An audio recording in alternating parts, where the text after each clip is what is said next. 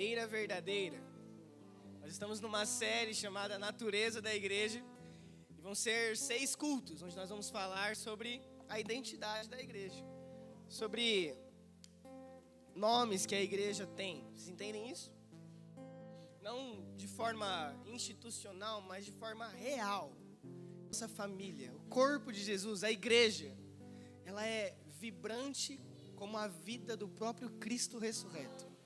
Então, ainda que nós estejamos passando por problemas pessoais, por dias difíceis ou dias maus, ou como nós falamos, invernos na nossa alma, nós precisamos entender uma coisa: a igreja do Senhor Jesus é viva e vibrante. Vocês entendem isso? Vocês entendem que o sepulcro está vazio? De que o sangue de Jesus está correndo em um fluxo eterno, que tem 2000 anos, 2025 anos, que não para de ter fluxo, um forte fluxo, em todo o corpo de Jesus, em toda a igreja de Jesus. Ou seja, embora nós passamos por estações e fases e momentos difíceis, a igreja é viva. Ainda que você tenha passado por dificuldades ou experiências com uma igreja local, uma coisa é certa: a igreja do Senhor Jesus é bela, viva, real. Ela é o corpo de Jesus. Olha para a pessoa que está do seu lado e diz assim para ela: ame a igreja. Eu não estou falando sobre uma placa ou sobre a nossa igreja. Eu estou falando sobre um corpo real. Vocês entendem que Jesus é real? Então a sua igreja não é mera instituição. Então, a igreja, ela não é um prédio somente, ela não é uma instituição, ela não é uma simples reunião de amigos. A igreja é o corpo de Jesus. A igreja, ela é aquilo que... Eu fico imaginando isso.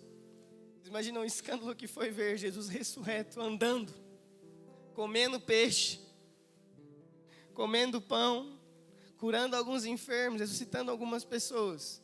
O homem que todo mundo viu ser morto no madeiro, maldito. Como foi assim, Jesus foi chamado pelos judeus e pelos romanos. De repente você vê esse homem vivinho e radiante. Essa é a continuidade do seu corpo. O corpo de Jesus é belo e vivo. Nada pode matar a igreja. Nada pode parar a igreja. Nada pode derrubar a igreja. Durante 2000 anos, homens e mais homens se levantam. Principados e potestades tentam fazer isso. Mas é impossível. O nosso Cristo vive. O seu corpo não passou. O seu corpo não passou por nenhuma... Esqueci a palavra. Decomposição. O seu corpo está ressurreto.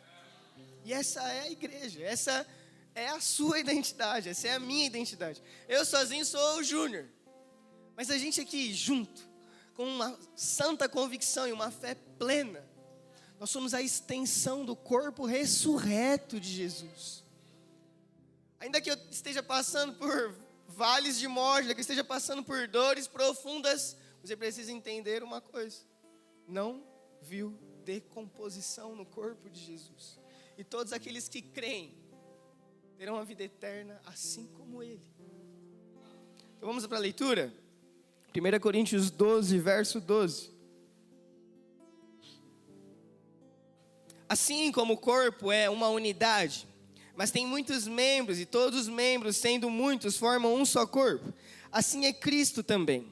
Pois todos nós somos batizados em um só Espírito, formando um só corpo, quer judeus, quer gregos, quer servos, quer livres, e a todos nos foi dado beber de um só Espírito. Ora, o corpo não é um só membro, ou seja, parou a fala de eu sou a igreja. Você sozinho não é a igreja. Você só é a igreja no coletivo, sendo batizado pelo Espírito, tendo fé em Cristo Jesus. Ora, o corpo não é um só membro, mas muitos. Se o pé disser, porque não sou mão, não sou do corpo, não será por isso do corpo? E se a orelha disser, porque eu não sou olho, não sou do corpo, não será por isso do corpo? Se todo o corpo fosse olho, onde estaria o ouvido? Se fosse todo ouvido, onde estaria o olfato? Deus, porém, colocou os membros no corpo, cada um deles como quis. Olha que lindo, Jesus acabando com toda a crise de comparação, toda a crise de alma, toda a expectativa de ouvir o seu nome ser chamado, toda a expectativa de querer ser o primeiro. Paulo escrevendo aqui, como Deus quis. Paulo colocando um ponto final nas nossas crises de identidade. Você faz parte do corpo e você é um membro que Deus quis. Se é olho, não tem de ser ouvido. Se é ouvido, não tem de ser orelha. Seja um membro bem ajustado. E se todos fossem um só membro, onde estaria o corpo? Pois há muitos membros, mas um só corpo. O olho não pode dizer à mão, não tenho necessidade de ti, e nem ainda a cabeça aos pés, eu não tenho necessidade de vós. Meu Deus, que lindo, que lindo ele. É de repente você achando que você pode fazer tudo sozinho. E Paulo escrevendo aos Coríntios dizendo, oh meu filho, você é só uma partezinha, só um pedacinho. Como é que você diz que não tem necessidade do outro? Como é que você diz que não precisa de ninguém? Às vezes você nem diz, mas pensa. Só que tem um problema. É que eu não escuto pensamento, mas Deus sonda e conhece. Todas as vezes que a nossa mente e alma tenta enganar a Deus, dizendo, eu não preciso de ninguém.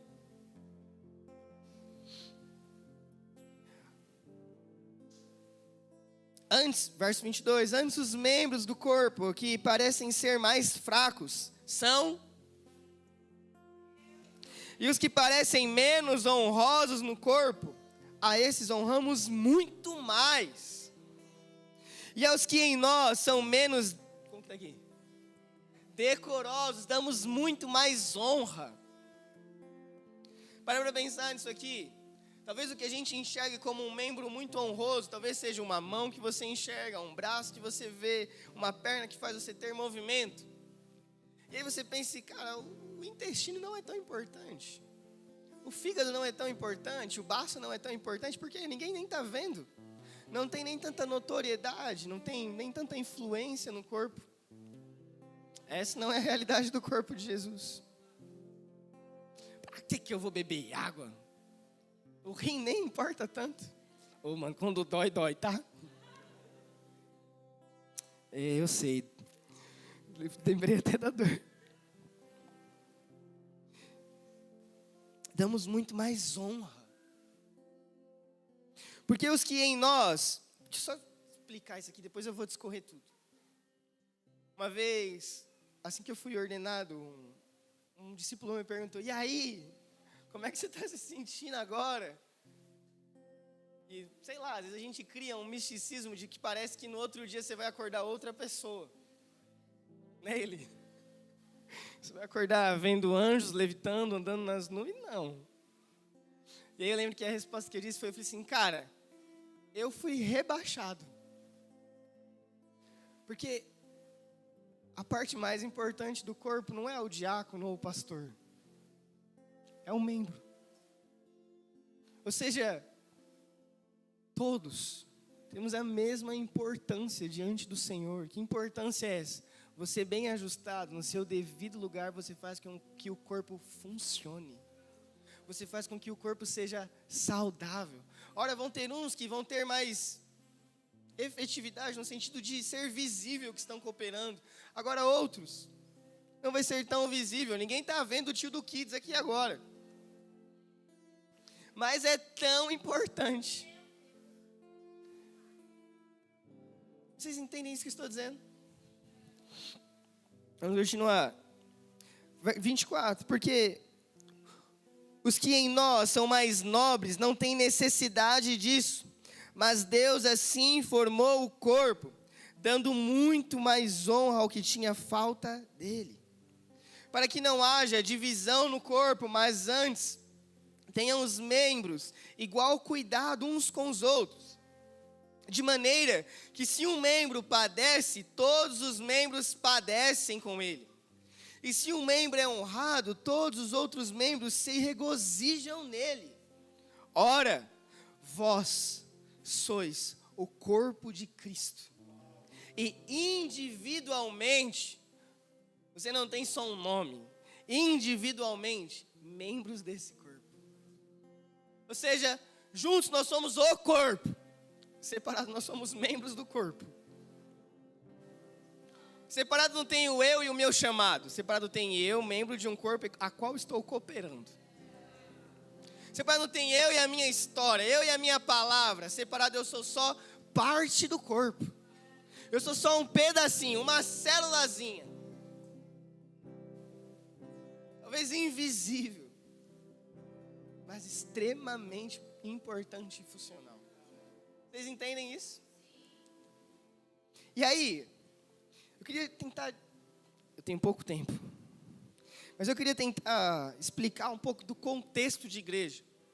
No Antigo Testamento, nós temos a palavra em hebraico chamada kahal.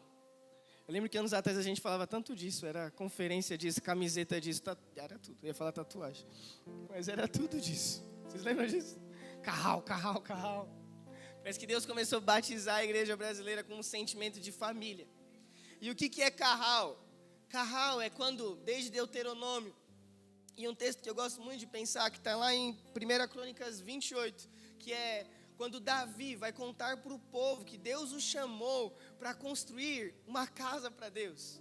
Ele fala assim, kahal, convoquem uma assembleia. Assim, chamem o povo de Deus. Kahal Yahweh, que é a Assembleia de Deus. Ou seja, no Antigo Testamento nós temos essa palavra em hebraico que é kahal. Isso tem a ver com todo mundo aqui, junto. Imagina que no Antigo Testamento nós temos as 12 tribos, e cada tribo tem um clã, que cada clã tem uma família, que cada família tem um chefe dela.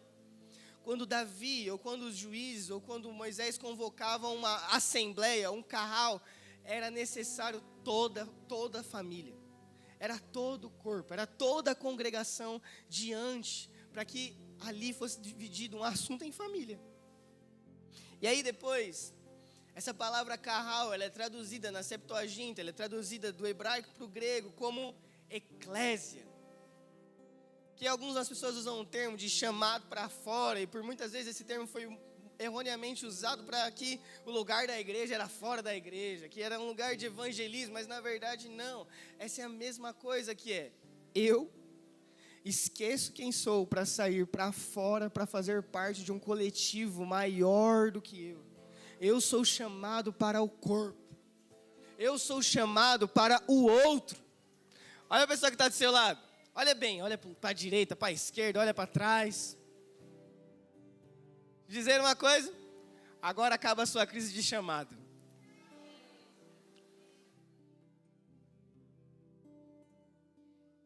Agora acaba a sua crise de querer ser pastor ou discipulador. Só cuida do outro, como se estivesse cuidando de Cristo. Só deixe Jesus chamar você para fora, para você parar de pensar em si e olhar para alguém. Isso é igreja ali. Vamos lá, Zaf. E essa palavra eclésia, ela é usada pela primeira vez lá em Mateus 16, verso 13 ao 18. Quanto que é isso? Isso aqui é o dia que Jesus chega para os discípulos dele e fala assim: o que estão falando de mim aí? Quem que vocês dizem quem eu sou? E aí eles começam a falar, olha, falam que você é Elias, falam que você é um profeta, falam que você é muitas coisas, falam que você é muitas coisas. E aí Pedro se levanta e fala assim: tu és o Cristo, o Filho do Deus vivo. E automaticamente Jesus responde, dá uma resposta a Pedro dizendo: não foi carne nem sangue que te revelou isso. Agora você é Petros, você é pedra. E sobre essa pedra eu vou fundamentar a minha eclésia, a minha igreja, o meu corpo. Deixa eu te dizer algo. Por que eu estou explicando tudo isso? É para que a gente entenda que, sem revelação de quem Jesus é impossível entender o que a igreja é.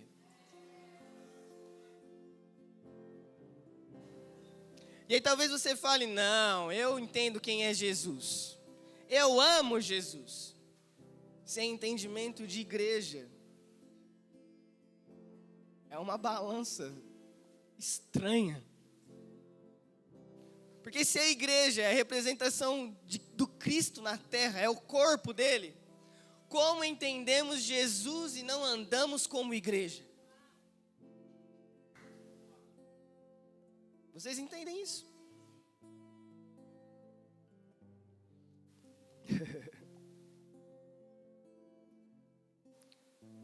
Certa vez, isso aqui é a profecia que Pedro recebe. E aí depois ele nega Jesus, vocês lembram disso? E ao negar Jesus algumas vezes, depois ele encontra Jesus. Ele está lá pescando com os discípulos, ele encontra Jesus distante, lá assando um pão e um peixinho. Ele pula no mar, ele corre até Jesus. E aí Jesus começa um diálogo com ele, poderoso, Bárbara. Ele começa assim, ô Pedro, você me ama? E a resposta de Pedro é, sim Jesus, eu te amo. E a resposta de Jesus é, cuida das ovelhas. E aí ele pergunta de novo, Pedro, você me ama? E Pedro diz, sim Jesus, eu te amo. Ele fala, então cuida das ovelhas. E pela terceira vez, ele pergunta, Pedro, você me ama? E Pedro já irritado diz, sim Jesus, eu te amo. Mais uma vez Jesus repete, apacenta as minhas ovelhas. As primeiras duas vezes é Pedro dizendo, sim Jesus, eu te filéu, eu te amo como irmão. Ó Jesus, eu amo você, mas calma também.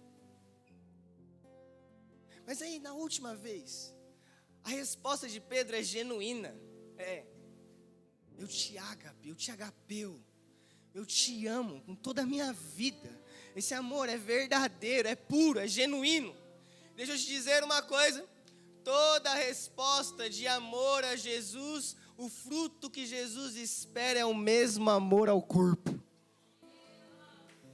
Ou seja, se no momento de adoração, como nós estivemos, nós cantamos, choramos, levantamos as nossas mãos e dizemos, declaramos, clamamos, que nós amamos Jesus, se dos céus Jesus olha e não enxerga esse cuidado com o corpo, esse amor é imaturo.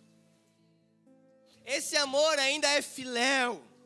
Esse amor ainda não é profundo. Esse amor ainda não é maduro.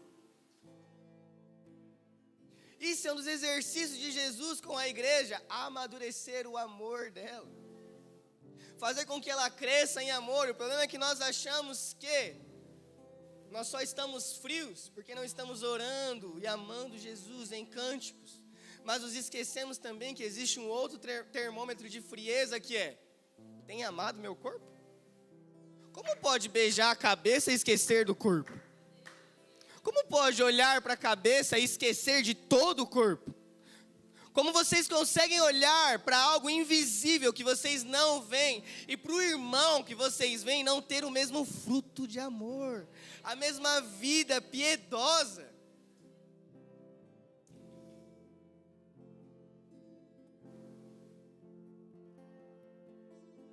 É por isso que Jesus, em seu sermão escatológico, ele vai dizer algumas instruções, e uma delas ele diz assim, eu tive frio, vocês não me cobriram, eu tive fome, vocês não me deram comida, eu tive sede, vocês não me deram bebida, eu estava preso, vocês não me visitaram. Porque o nível de fruto de amor que nós gritamos em canções, se não for palpável para quem está do nosso lado, para Jesus, pode ser imaturo. Pode ser um amor ainda muito de menino.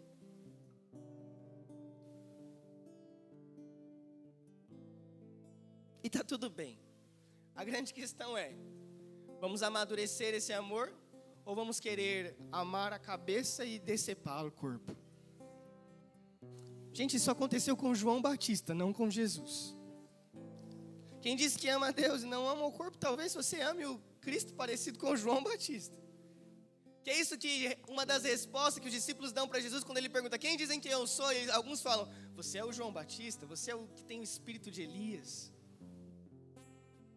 Se nós dizemos: eu amo Jesus no meu quarto, está tudo bem, mas isso não tem fruto de piedade na sua comunidade local, meu amigo. Não, Júnior, mas eu dou fruto de piedade no meu trabalho. Mas, amigo, a sua igreja local é o treinamento para a eternidade.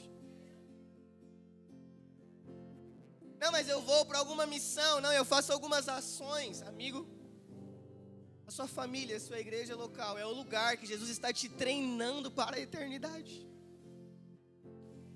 São as provas que Jesus vai te dando para que você cresça em piedade, ao ponto de ser o da direita ou da esquerda quando ele voltar. Vocês entendem isso que eu estou dizendo?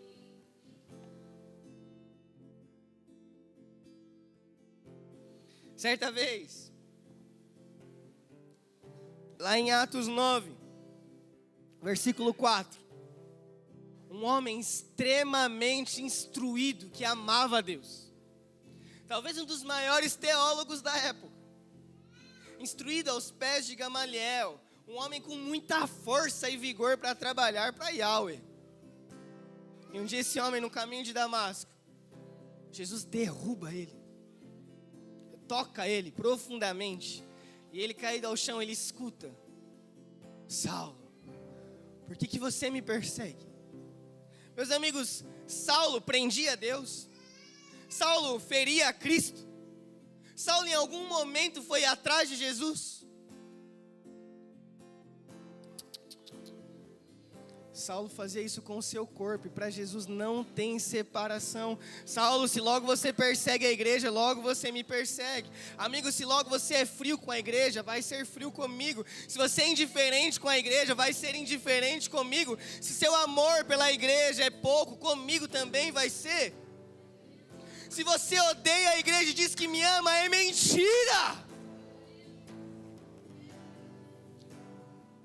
Cristo é a profecia de Isaías, que nenhum osso do seu corpo foi quebrado, quem dirá dilacerado, não se separa a cabeça do corpo. Ele é o corpo, ele é a representação da igreja.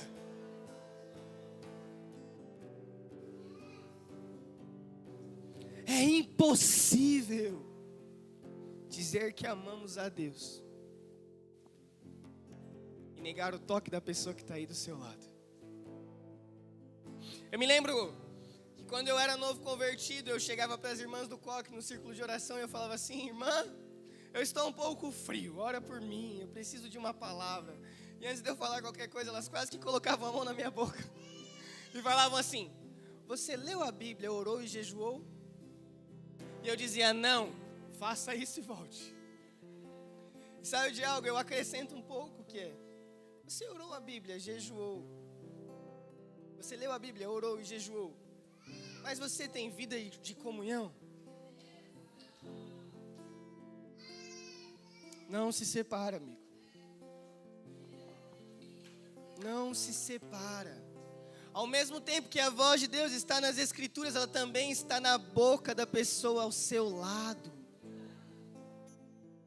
Ao mesmo tempo que o milagre de Deus pode ser um anjo aparecer na sua casa, pode ser o irmão do seu lado. Porque ele é a extensão dos membros do corpo visível de Jesus.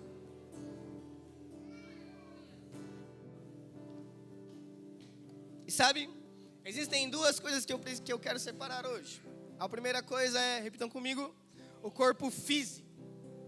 Repete comigo, mano. Corpo físico. E a segunda coisa é corpo místico. O que é o corpo físico de Jesus? O corpo físico de Jesus é a certeza que agora, nesse exato momento, tem um homem de carne e osso, com marcas nas mãos, nos pés, ao lado, assentado à direita de Deus na Santa Jerusalém. Esse é o corpo físico de Jesus. Jesus não é um fantasma. Jesus não é Vamos lá. Jesus não é uma ideia. Jesus é um homem e é Deus. E ele tem um corpo. Um corpo com ossos, com pele, com nacionalidade. Sabia que ele é judeu? De Nazaré. Jesus tem um corpo, amém? Esse é o corpo físico de Jesus. E existe outra coisa que é o corpo místico de Jesus. Que é isso que Paulo tanto fala e relata em suas cartas, que é a igreja de Jesus. A igreja de Jesus é o corpo místico. E o que pode ser a igreja como um corpo? Pode ser desde a sua igreja local de 20 pessoas, desde a casa da igreja perseguida lá no Irã. Isso é igreja, isso é corpo. Como também agora mesmo, quando Jesus olha sobre toda a face da terra com a sua onisciência, presença e potência, ele nos enxerga igreja, corpo. Vocês entendem isso? Ao mesmo tempo que é micro, é pequeno, é a igreja local, também é a igreja universal, também é a igreja dos primogênitos. A igreja de Jesus é isso, seu corpo físico e o seu corpo místico. Por que seu corpo físico? Porque Paulo nos ensina que estamos nele, enxertados nele. Estamos agora mesmo, ainda que você esteja aí nessa sua cadeirinha preta, sentado, olhando para mim, ouvindo a minha voz, agora mesmo, por meio da fé, nós estamos assentados em regiões celestiais. Nós estamos com Cristo, nele, preso nele, no corpo dele, como se de alguma forma, conjecturando, cada ferida aberta em Jesus, o lado dele aberto e exposto no madeiro, foi o acesso para que toda a humanidade pudesse entrar e agora ter parte com ele. Fazemos parte do seu corpo. Vocês estão aqui? Mas sabe, eu quero agora fazer esse paralelo, que é explicar algumas características do corpo físico de Jesus, que precisa ter no corpo místico de Jesus. Explicar algumas características que tem em Jesus, que a igreja precisa ter. Vocês entendem isso? E a primeira característica é percepção.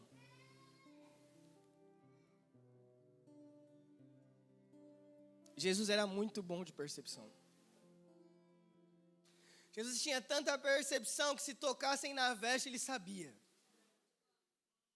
Jesus tinha tanta consciência do seu corpo que ele sabia quem tocou ele sabia quem encostou nele.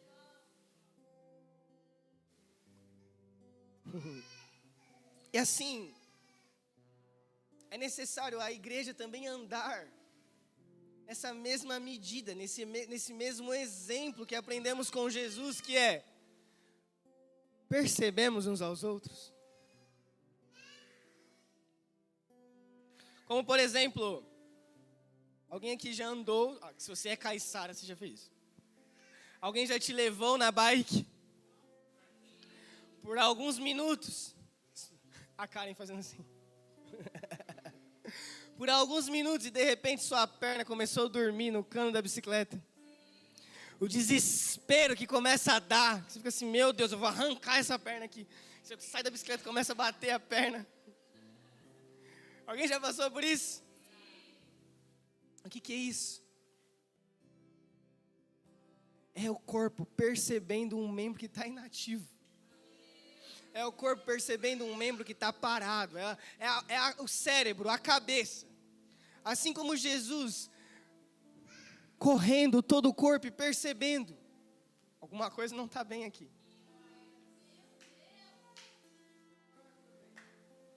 É como se você, imagina aqui, você na bicicleta. Você está em movimento, mas não é você que está pedalando. E começa a formigar tudo.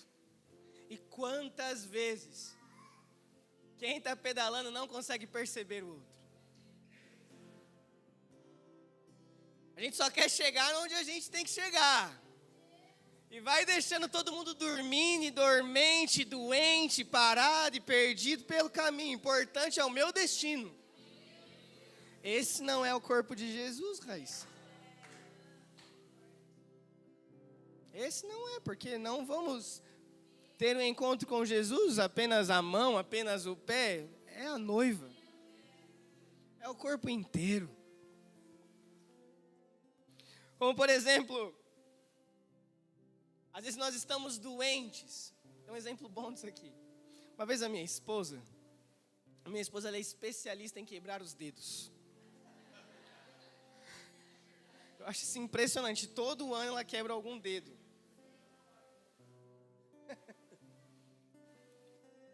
Uma vez, há uns 2 anos isso, ela deu uma bicuda, um chute na quina da geladeira da minha sogra.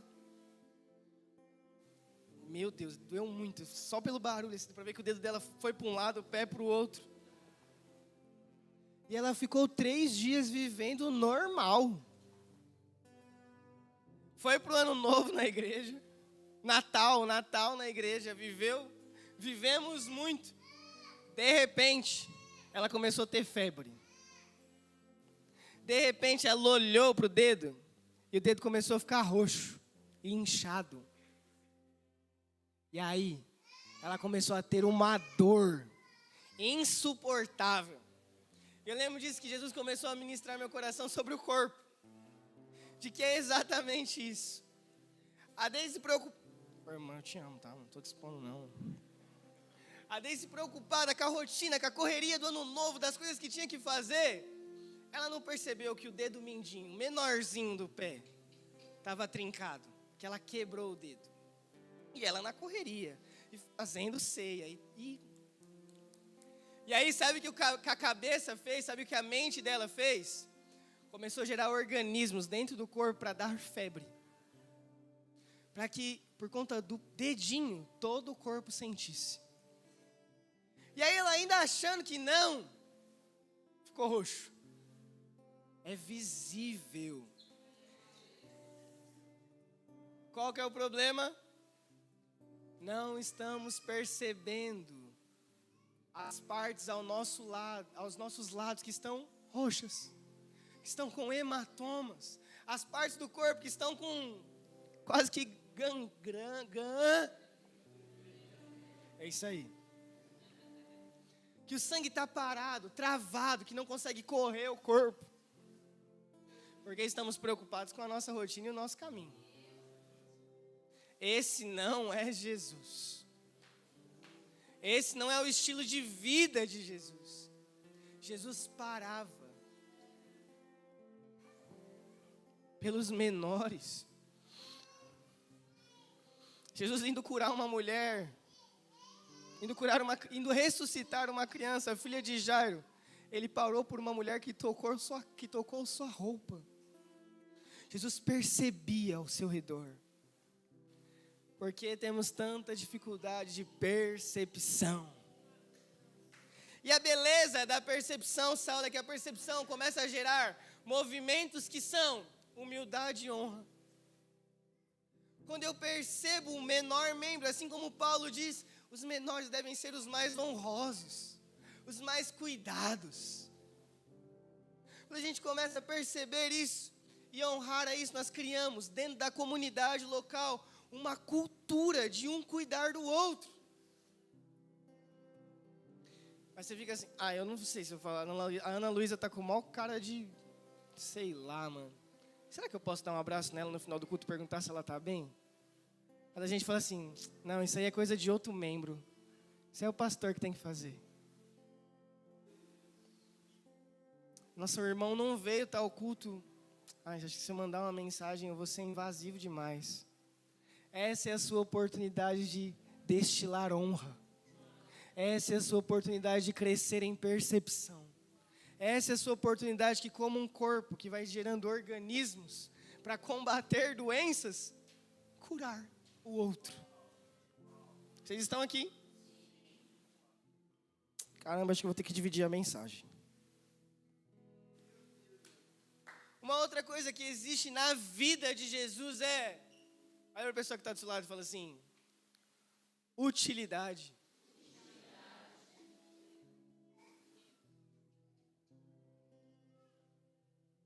O corpo de Jesus, ou melhor dizendo, Jesus, em todos os seus dias que estava na terra, a Bíblia relata que tinha calo nas mãos.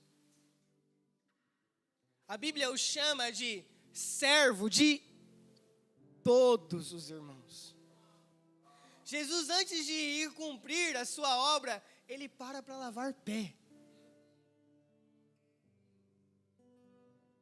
Jesus era um homem trabalhador, útil. E essa é uma característica do corpo de Jesus. O corpo de Jesus tem suor, calo na mão, força, vigor. Sabe de uma coisa? É quase que um absurdo na igreja primitiva você se chamar discípulo de Jesus e não servir. É quase que uma loucura isso. Você dizer que faz parte de uma igreja e não servir em nada. Porque deixa eu te dizer algo. A utilidade, vocês entendem quando eu digo utilidade? É ser útil para alguém. É servir alguém. Isso aqui vai fazendo um movimento no corpo que é... Imagina isso aqui. O meu braço querendo pegar essa garrafa sem os meus dedos. Isso é possível? Ele vai precisar de tudo isso aqui. Sabe o que isso aqui faz? Dá pertencimento ao corpo.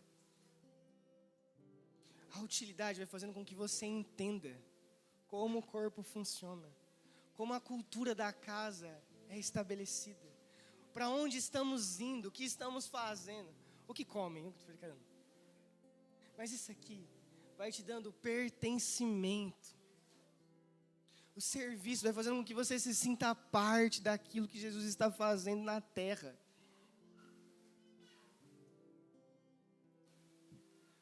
Repete assim comigo: utilidade é fruto de discípulo de Jesus. Discípulo de Jesus tem calo e suor. Discípulo de Jesus, como o texto diz várias vezes, que Jesus ia dormir cansado porque estava curando a multidão. Uma outra coisa que tem no corpo de Jesus é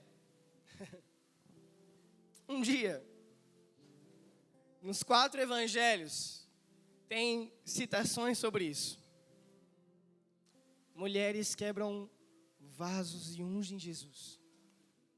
Sabe uma coisa que tem no corpo físico de Jesus? Perfume. Jesus tem cheiro. Jesus tem cheiro. Vocês estão comigo? Jesus tem cheiro. Jesus foi ungido antes da sua morte. Isso aqui, essas mulheres quebrando vasos diante de Jesus, uma derrubou um unguento em sua cabeça, outra quebrou aos seus pés, enxugou as lágrimas com os seus cabelos. Isso aqui ensinou para todo mundo que estava ali como se presta um culto. Sabe de uma coisa? Uma característica da igreja é saber fazer culto a Jesus. Saber prestar um culto a Jesus. Se concentrar em Jesus. Derramar diante de Jesus um bom cheiro. Enquanto nós estamos aqui durante 30, 40 minutos cantando canções como que suba como incenso suave, tão agradável o nosso louvor. Sabe o que é isso? Isso é nós como igreja, amando Jesus em espírito e em verdade, estamos fazendo com que suba um cheiro agradável ao nosso Senhor. Isso aqui é uma característica do corpo físico de Jesus, mas também é uma característica da igreja. A igreja sabe amar o seu Deus. A igreja sabe amar o seu Senhor. A igreja sabe se quebrar diante dos pés dele, fazer com que todo um ambiente seja cheio de um bom perfume. Como o corpo de Jesus, ou melhor dizendo, como um membro. Sabe quando você sabe que começou a vencer? Você começa a ficar todo agoniado quando o Rexona já venceu, que você está algumas horas, que você não quer quase que conversar com ninguém. Parece que enquanto você não passar no desodorante, você não consegue mais conversar com ninguém. Só eu que passo por isso? Imagina que é mais ou menos isso. Só que com um bom cheiro. Quando um membro, apenas um membro, começa a exalar um cheiro, todo o corpo é constrangido. Todo o corpo começa a crescer em revelação de quem Jesus é. Isso não é quando o ministro de adoração acerta a música. Isso é quando a igreja sabe se prostrar em adoração genuína e verdadeira. Isso é quando a igreja, como um corpo, consegue amar Jesus em verdade, em espírito e em verdade. Uma outra coisa também, que existe no corpo físico de Jesus, que precisa existir na igreja quase que todos os dias, é óleo de alegria. Em Salmos 45, verso 7, em Hebreus 1, 9, isso é citado. Que em Jesus tem óleo de alegria. De um modo, Jesus é ungido por homens, por pessoas, por essas mulheres que ungem Ele. Mas tem uma outra unção que Jesus recebe, e essa unção é no madeiro do próprio Deus. Jesus, na crucificação, aquilo ali é a alegria que lhe foi proposta. É Ele morrendo para si. Toda a terra testemunhando alegria. Toda a terra, toda a sociedade ao redor dizendo: caramba, esse homem é o Filho de Deus. Em meio às dores ele tem alegria. Em meio às dificuldades ele tem alegria. E por último, e existem várias outras coisas que eu poderia falar sobre o corpo, mas eu quero encerrar aqui, porque a gente já está passando o tempo. Jesus tem uma coisa, Nath, no seu corpo físico, e que precisa ter na igreja, que são marcas, cicatrizes. Mas sabe, nós nas primeiras marcas, quando Deus começa a nos afligir, nós queremos nos isolar do corpo. Deixa eu te dizer uma coisa, uma das primeiras coisas que Jesus faz, quando ressuscita, é mostrar as suas marcas para que mais alguns creiam. Deixa eu te dizer algo. Se Jesus não escondeu suas marcas, por que nós estamos escondendo do corpo? Vamos lá. As dores, as marcas são para serem divididas. É isso que nos dá testemunho.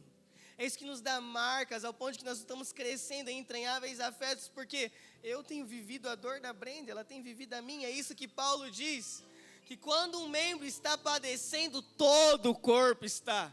E quando um membro é honrado, todo o corpo se regozija nisso. A ferida que os céus estão fazendo em você é um bom motivo para que a comunidade festeje quando isso virar uma cicatriz. Quem esconde a ferida também vai ter vergonha de mostrar as marcas. Quem se esconde quando Deus está ferindo, não vai ter para quem contar quando Deus curar a ferida. Essa é a beleza do corpo de Jesus. Viram as marcas que foram feitas nele no madeiro, e depois que ele ressuscita, ele vai a esses mesmos homens e diz: toca, eu não sou um espírito, eu sou homem real. Eu sou um homem. Sabe, as nossas dores, aquilo que Jesus está nos ferindo, tem transformado o que, Tomé? Tem mudado qual pessoa? Estão expostos para quem? Quem está vendo as suas marcas profundas? Você sabia que Jesus no madeiro, sendo furado de lança, aquele homem que está furando Jesus se converte? Ou seja, até nos seus momentos de profunda agonia, alguém precisa ver a dor para se tornar fiel, para crescer em revelação. E o centurião diz: verdadeiramente esse homem é filho de Deus. Essa é a beleza, Brenda, da vida em comunidade. Essa é a beleza de sermos corpo de Cristo. O meu dedinho não consegue mentir para a mão que ele se cortou. O meu joelho ralado não consegue mentir para a minha outra perna que está doendo. É impossível. Eu sou só um membro de um corpo. Deixa eu te dizer uma coisa. Por que estamos escondendo as feridas? Vocês estão aqui. Nós vamos ter dores, amigos. Nós vamos ter marcas. Mas no meio disso, Deus derrama óleo de alegria em meio à comunidade. No meio da comunhão dos santos, Ele derrama óleo fresco de alegria. Para quem você tem mostrado suas marcas? Para a sua alma ou para o corpo? Como um machucado, nós estamos passando maquiagem para esconder.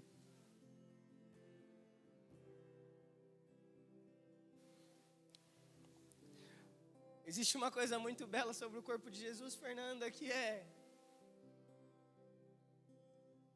eu não consigo mais estar sozinho. É impossível ser sozinho. Isso é uma mentira de Satanás. A solidão, depois que você aceita Jesus, é mentira. É impossível. Você não tem como você ser um membro decepado. Você tem um corpo. Isso se chama a igreja. Você não está só. Não existe solidão no corpo de Cristo.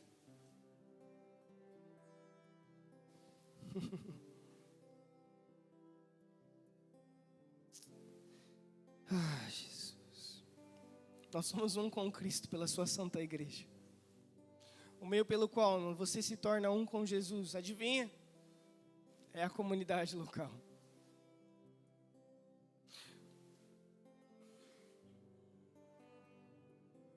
Esses dias eu tenho visto, na verdade há alguns anos, mas esses dias parece estar muito vivo. Eu tenho visto a beleza de Jesus nas coisas mais simples. De poder, há alguns meses atrás, ver as dores da Fernanda e depois estar levantando o filho dela. De poder, em um dia das mães, ter no meu sofá mulheres que não têm mais mãe, homens que não têm mais mãe. De poder, em um dia dos pais, ter o corpo de Jesus tomando café junto. Essa é a beleza do corpo de Jesus. Não existe solidão ou dor que seja mais forte e mais belo. Sabe por quê? Ele ressuscitou. Ainda que hajam dores, ainda que hajam feridas profundas, esse é o processo de glorificação da igreja. Nós estamos sendo aperfeiçoados nas dores, glorificados em meio às feridas, até que o Senhor volte e nos dê a mesma semelhança de como Ele está agora, ressurreto.